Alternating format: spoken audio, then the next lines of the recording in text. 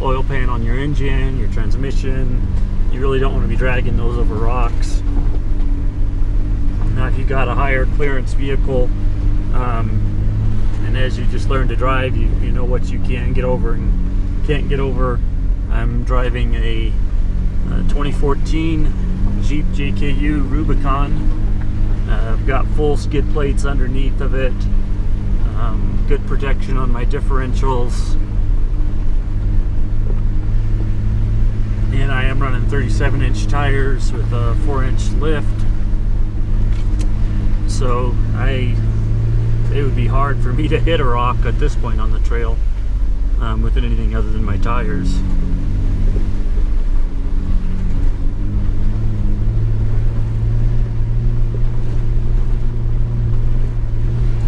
But as we get up higher on the trail, that will certainly change. Now most of the obstacles on this trail have bypasses, but it still can be a challenging trail, again, particularly when wet and muddy.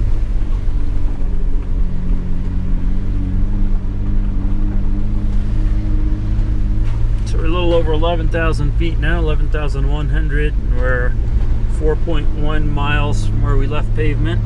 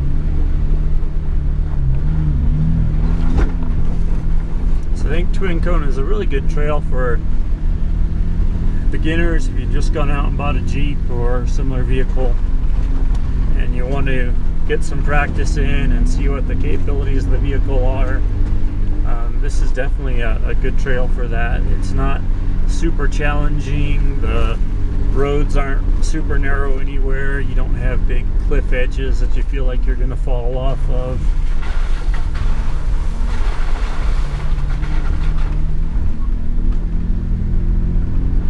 It's a pretty popular trail, so even if you do get into trouble, if you're out here on a weekend and you're not out too late at night, chances are somebody's going to come along during the day, and people are usually pretty friendly out on these trails and willing to give you a hand if you do get stuck or get into a situation where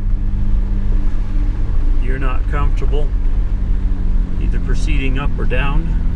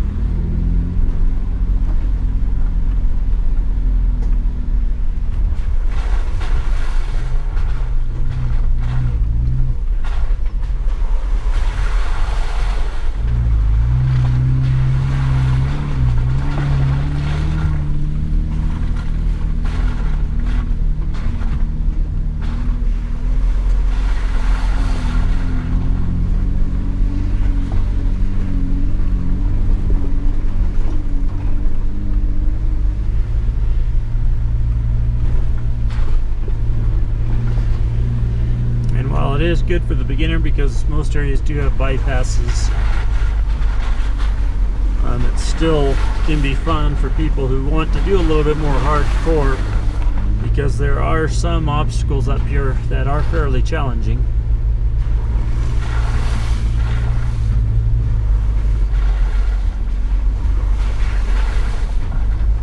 Now, if you are a beginner, a very, very beginner, you probably don't want to come up here when it's wet. It has been raining, at least down in Denver, all weekend off and on. You are seeing a lot of puddles, and there are some sections up here which, at least in the past, it's been maybe a year or two since I've been on this trail, but there are some sections that can get pretty tough when it is muddy.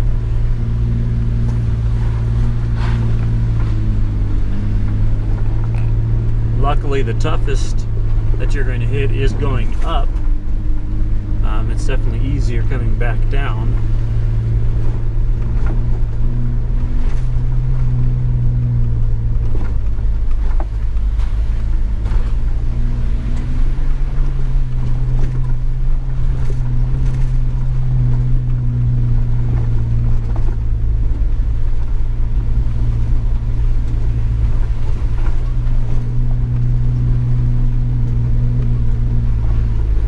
If you're up here in the spring, you see there's some trees that have been cut away. If you're up here early enough, you might have to do that cutting away, or the tree may be blocking your path.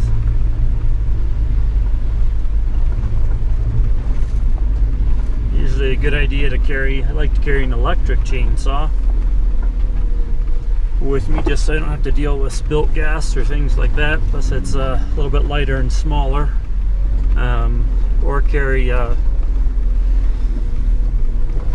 bow saw or folding bow saw, something so you can help clear those away. Depending on how big the tree is, you might also want some bits of chain or tow strap to help pull it off the road.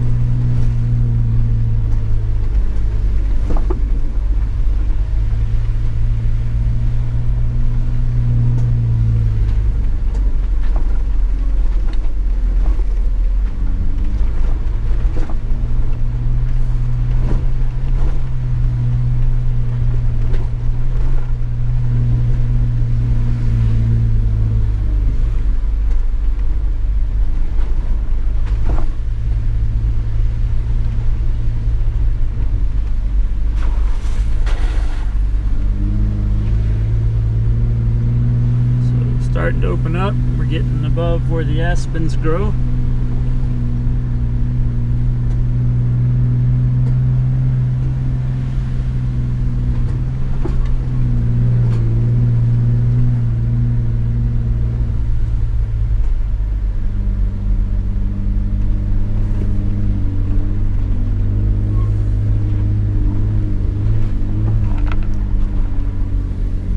Still see a little bit of snow up there.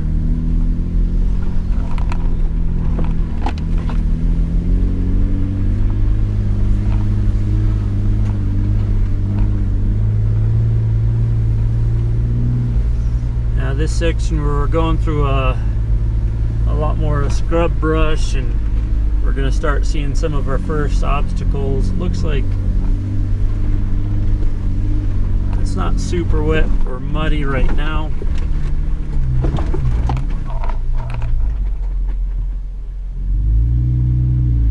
But this is where it can get a little bit trickier when it does get really slick with mud.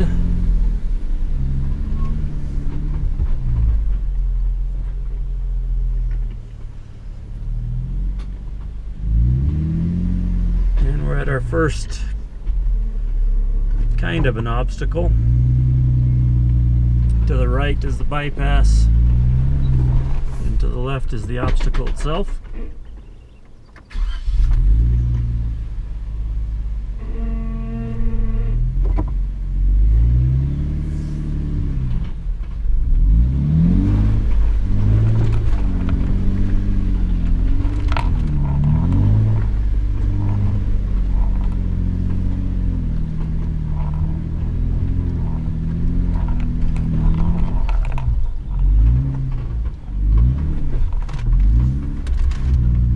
Definitely feeling my lack of gearing right now,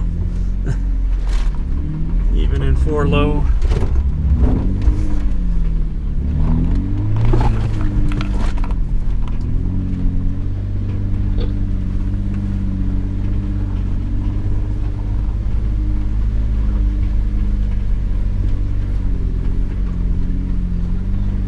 Now, which is the hard line and which is the easy line may change with time. It looks like here again, right is easy and left is a little bit harder.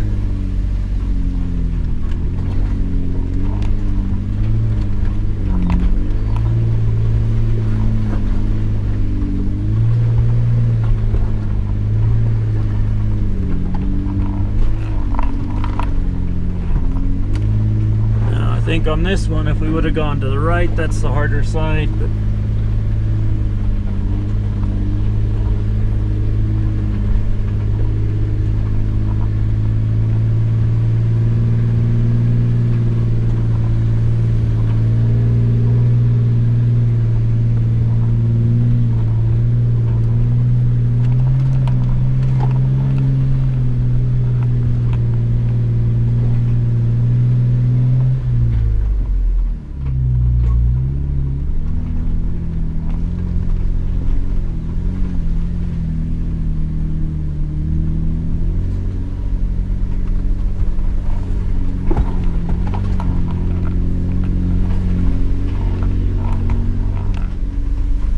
and up ahead is our first obstacle without a bypass.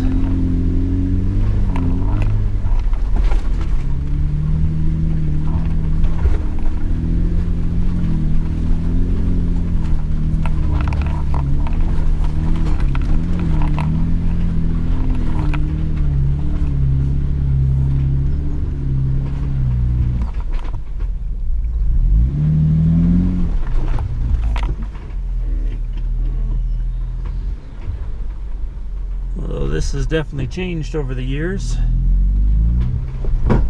Try to give you a little bit of a view here. Used to be going to the